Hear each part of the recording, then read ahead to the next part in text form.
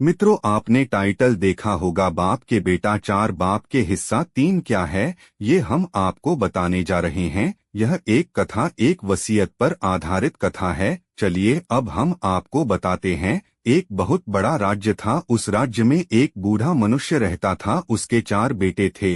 वह अपने सभी बच्चों से बहुत प्रेम करता था। उसने अपने वश में बहुत मेहनत करके धन अर्जित किया था और वह एक मेहनती आदमी था। वह नहीं चाहता था कि उसका कमाया हुआ धन किसी गलत हाथों में जाए।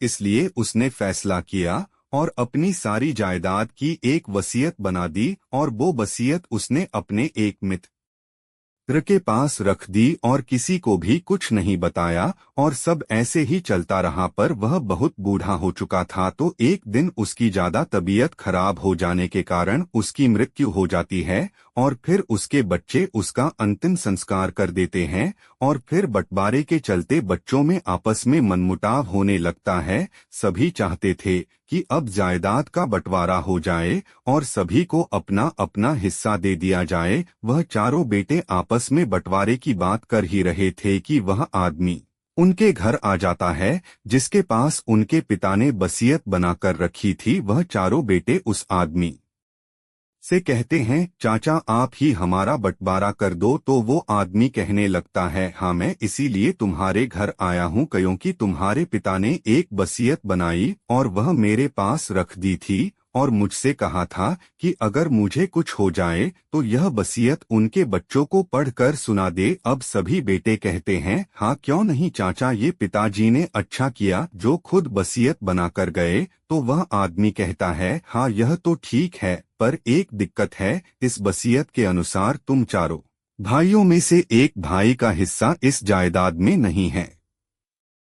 चाचा के मुंह से ऐसी बात सुनकर सभी भाई एक दूसरे का मुंह देखने लगते हैं। अब वह सोचते हैं किसका हिस्सा नहीं होगा। सभी को चिंता होने लगती है और वह तुरंत ही चाचा से कहते हैं, बताओ चाचा किसका हिस्सा नहीं है इस जायदाद में। तो वह आदमी कहता है, तुम्हारे पिता ने यह बात वसीयत में नहीं लिखी है कि किसका हिस्सा नहीं है, उन्होंने नाम नहीं खोला है वसीयत में। तो वह चारों यह बात सुनकर हैरान हो जाते हैं कि आखिर हम चारों में से किसका हिस्सा नहीं है इस जायदाद में। तो वह चाचा से कहते हैं कि अब कैसे निपटारा हो जब नाम ही नहीं खुला है वसीयत में, तो कैसे पता चलेगा। वह कहते हैं, चाचा आप ही इसका निपटारा कर दे। बेटों के मुख से ऐसी बात सुनकर वह आदमी कहता है, नहीं मैं नहीं कर सकता इसका निपटारा। तुम सब एक काम करो, इस वसीयत को लेकर राजा के दरबार में चलो, अब वही करेंगे तुम सबका फैसला। चाचा की यह बात सब बेटों को सही लगती है और अब चारों बेटे वसीयत लेकर राजा के दरबार में जाते हैं। फिर दरबार लगाया जाता है और चारों बेटे को राजा के समक्ष खड़ा किया जाता है और उनसे पूछा जाता है क्या फरियाद है उनकी। तो वह आदमी जिसके पास वसीयत थी वह राजा से कहता है, राजा साहब इन चारों के पिताजी ने एक वसीयत बनाई थी और मेरे पास रख दी थी और मुझसे कहा था कि जब उनकी मृत्यु हो जाए तो ये वसीयत उनके बेटों को पढ़कर सुना दे कि किसके हिस्से में क्या है, और मैंने यही किया है।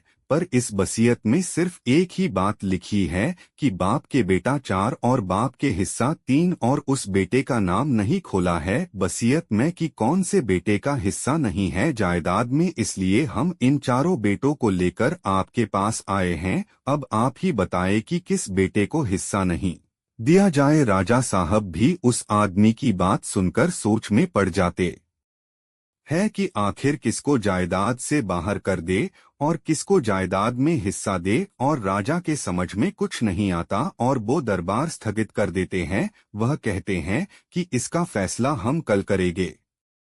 अब सब दरबार से चले जाते हैं और राजा अपने सेनापति और राज्य के सभी मंत्रियों से विचार विमर्श करते हैं, पर कोई भी उनका फैसला करने में सहायता नहीं कर पाता है। किसी के पास इस वसीयत का कोई हल नहीं होता है और फिर रात हो जाती है। अब राजा जब सोने जाते हैं तो अपनी रानी से भी पूछते हैं कि किसी के पास तो वसीयत का हल मिले, पर रानी भी मना कर देती है और कहती है, जब पुत्र 4 है तो हिस्से भी 4 कर दो। पर राजा उनकी बात से सहमत नहीं होते हैं। वह कहते हैं ऐसा कौन सा पुत्र है उसका जिसको वह हिस्सा देना नहीं चाहता था। राजा और रानी दोनों की बात राजा की पुत्री एक कोने में खड़े होकर सुन रही थी। वह बहुत ही समझदार थी और भोलेनाथ की भक्ति करती थी। वह अपने पिताजी के पास आती है और उनसे कहती है, पिताजी आपके दरबार में आए इस केस का फैसला हम करेंगे। जब कल दरबार लगाया जाएगा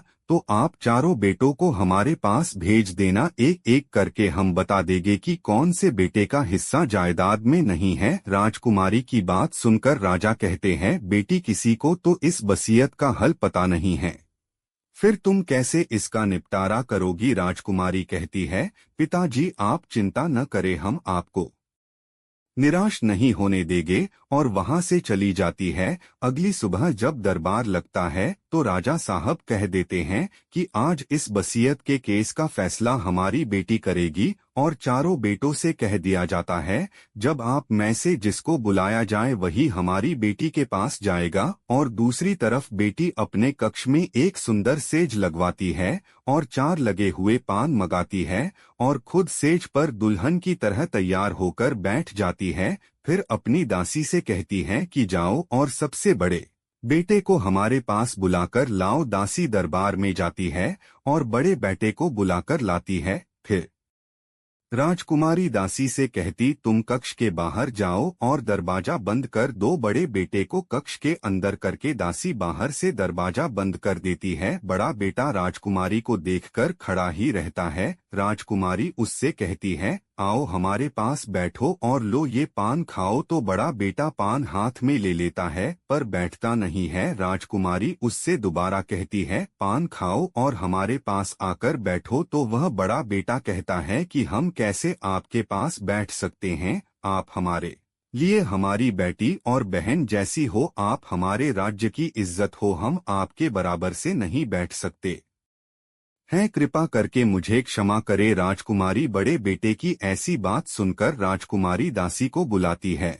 और उससे कहती है, इन्हें दरबार में वापस ले जाओ और दूसरे इनसे छोटे भाई को लेकर आओ। दासी जाती है और फिर दूसरे नंबर के भाई को लेकर आती है और उसको कक्ष के अंदर करके दरवाजा बंद कर देती है। राजकुमारी उसको भी पान देती है और कहती है, बैठो हमारे पास, हमारी सेज पर यह तुम्हारे लिए ही लगवाई है। राजकुमारी की ऐसी बात सुनकर वह भाई पान हाथ में ले लेता है और उनसे कहता है, एक भाई अपनी बहन की सेज पर कैसे बैठ सकता है। राजकुमारी, आप तो मेरी छोटी बहन के समान हो और यह सेज मेरे लिए नहीं है, मुझे यहाँ से जाने दे। तो राजकुमारी हंसने लगती है और दासी को फिर आवाज लगाती है, जाओ इन्हें यहाँ से ले जाओ और तीसरे भाई को लेकर आओ। दासी जाती है और तीसरे भाई को लेकर आती है।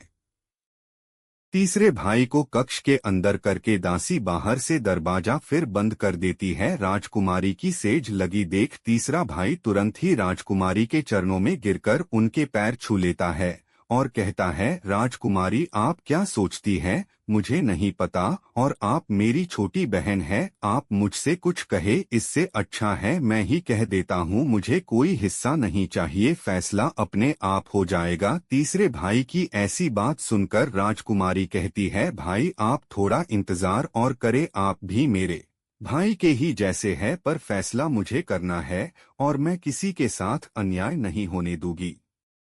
जो हकदार होगा उसे हिस्सा मिलेगा और जो नहीं होगा उसे कुछ नहीं मिलेगा। आप वापस दरबार में जाएं और फैसले का इंतजार करें। राजकुमारी फिर दासी को बुलाती है और चौथे भाई को लाने के लिए कहती है और दासी जाती है और अब आखिरी बेटे को बुलाकर लाती है।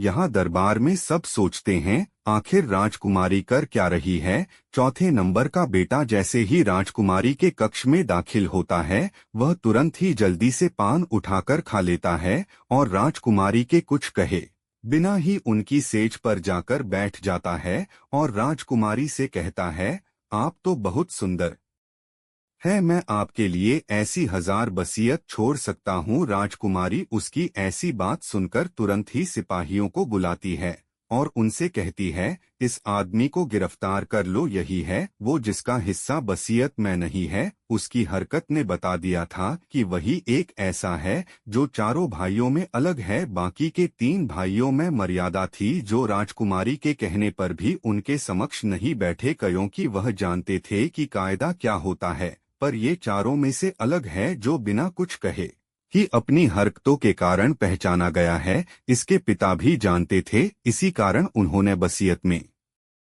इसका हिस्सा नहीं रखा। सिपाही जाते हैं और उसे बंदी बनाकर दरबार में ले जाते हैं। पीछे से राजकुमारी दरबार में पहुंचकर राजा को सारी बात बता देती है। राजा राजकुमारी की चतुराई से बहुत प्रसन्न हो जाते हैं और फिर 3 भाइयों को वसीयत का हिस्सा मिल जाता है और चौथे को राजकुमारी के साथ दुर्व्यवहार करने के आरोप में सजा मिलती है। मित्रों, इस प्रकार पता चलता है कि बाप के बेटा 4 और बाप के हिस्सा 3 क्यों लिखे थे वसीयत में। इसलिए जो भी भोलेनाथ की सेवा भक्ति पूरी श्रद्धा से करता है, भगवान भोलेनाथ उसे सबसे तेज बुद्धि का धनी बनाते। कथा अच्छी लगी है मित्रों तो चैनल को सब्सक्राइब अवश्य कर दिया करें मित्रों, और लाइक जरूर कर दिया करें। आपके एक लाइक करने से हमें प्रोत्साहन मिलता है। धन्यवाद मित्रों।